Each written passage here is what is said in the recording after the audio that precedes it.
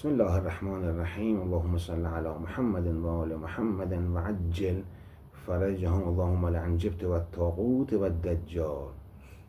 میگن هر دم از این باغ بری میرسد، تازه تر از تازه تری میرسد. بله، این چیزی که بالا سر من نوشته کاملا درسته. بله، حضرت نوح زنده است و در انگلیس هم زندگی میکنه و عرض به حضور تازه ایرانی هم هست، تازه اصلیتش ایرانیه ولی متاسفانه آلزایمر گرفته و یادش نیم اون وقتا.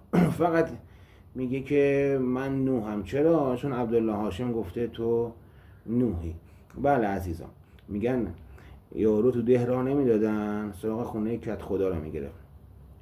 عبدالله هاشم اومده جدیدن گفته که خب میدونین من مهدی دومم، یعنی اول امام زمان حکومت میکنه، بعد میده به مهدی اول، اونم ساریان سال حکومت میکنه، بعد میده به مهدی دوم، اونم ساریان سال.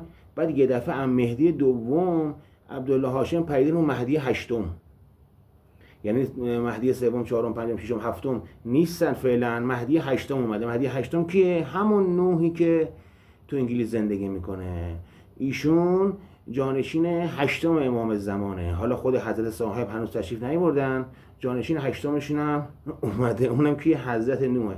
حالا حضرت نوح کیه؟ نعوذ بالله، دور از جون حضرت نوح البته ها، این واقعا مسخره است. اینه ایشون، نگاه کنید، ایشون حضرت نوح مهدی هشتمه، نگاش کنید. این آقا به اسم ابوالباقر مهدی هشتم که عبدالله هاشم معرفیش کرده. اینجام عبدالله هاشم دستشو برده بالا، گفته که هر کس که من دجال اوام، اینم ابوالباقرم دجال اوست.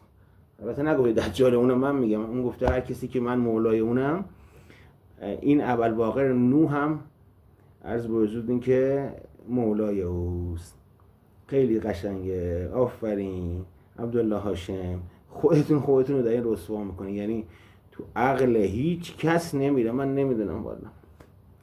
خدایا ممنونم که دشمنان ما رو از احمق ها قرار دادی. یا علی مدد. خدا نگهدار.